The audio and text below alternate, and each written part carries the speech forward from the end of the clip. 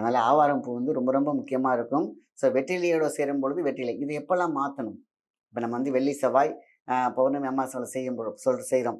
அது காஞ்ச பூ தான் மேக்ஸிமம் கிடைக்கும் உங்களுக்கு. இல்லன்னா பூவா இருந்தாலும் அது காஞ்சிரும்.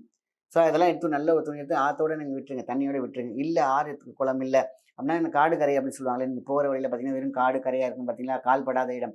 அந்த மாரி இடத்துல போட்டாலே போதுமான விஷயம் தான். ஸோ இதற்காக நீங்க வந்து பெரிய கஷ்டப்பட வேணாம். இது எங்க போடுறது? சாக்கடையில மட்டும் போட்டுறாதீங்க. குப்பையில போட்டுறாதீங்க. யார் கால் படுற இடமா பார்த்து போடாதீங்க. எத்தனையோ பார்த்தீங்கன்னாக்கா, இந்த காடு, கரை இருக்கும் இல்லையா? அந்த இடத்துல தூக்கி போட்டு போனாலே போதும். ஸோ சேமிச்சு வச்சுட்டு பொதுவா கூட நீங்க வந்து கடைசியா கூட தூக்கி போடுங்க.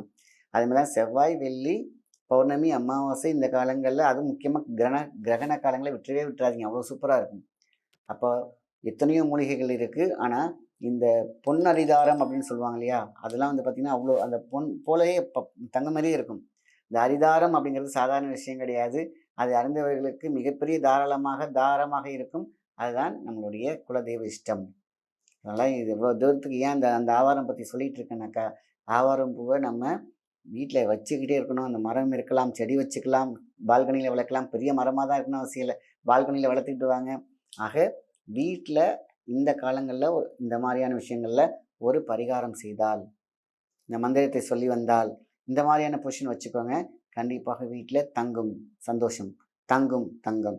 இப்படி வீட்ல வந்து செல்வ வளங்கள் பெறுவதற்காக முன்னோர்கள் சொன்ன அற்புதமான ஒரு விஷயத்த தான் நம்ம பேசிட்டு இருக்கோம். வருங்காலங்கள்ல இன்னும் நெறைய விஷயங்கள் பத்தி, மூலிகைகள பத்தி பேசலாம். அதேமாரி என்னைக்குமே சொல்றேன், நெறைய பரிகாரங்கள் பத்தி நான் சொல்லியிருக்கேன். ஆனா என்னைக்குமே வந்து பார்த்தீங்கன்னாக்கா, நம்மளுடைய எண்ணம் வந்து நல்லா இருக்கணும். அதேமாரி நம்ம சீரிய சிந்தனை இருக்க வேண்டும். இன்னொருத்தவங்கள அழிக்கிற எண்ணம் இருக்கக்கூடாது. நான் வெறும் பரிகாரத்த மட்டும் தான் நான் செய்வேன். எனக்கு எல்லாமே வரும்னு நெனச்சா முடியாது. அது உங்களுக்கு சாத்தியமும் இல்லை. உங்களுடைய உழைப்பும், உங்களுடைய உன்னதமும், உங்களுடைய நேர்மையும் நீங்க இருக்கும் பொழுது நீங்க தடுக்கி விழுந்தாலும் தூக்கி விடுவதற்கான பரிகாரம் தான் முக்கியம். ஸோ சித்தர்களும், ஞானிகளும், முனிவர்களும், நம்மளுடைய தெய்வங்களும் அதை மட்டும் தான் விரும்புறாங்க. நம்ம சோம்பேறியா உட்கார்ந்துக்கிட்டு பரிகாரங்கள், தெய்வத்த மட்டுமே நினைச்சிட்டு இருந்தாக்க ஒருபோதும் அவங்க வந்து துணை ஏற்க மாட்டாங்க. உங்களுடைய உழைப்பும், நேர்மையும், உங்களுடைய பக்தியும் சரணாகதியோடு இருக்கும் பொழுது, நீங்க சோர்ந்து விழும் பொழுது தாங்கும் மிகப்பெரிய ஒரு பூஸ்டராக தான் பரிகாரங்கள்.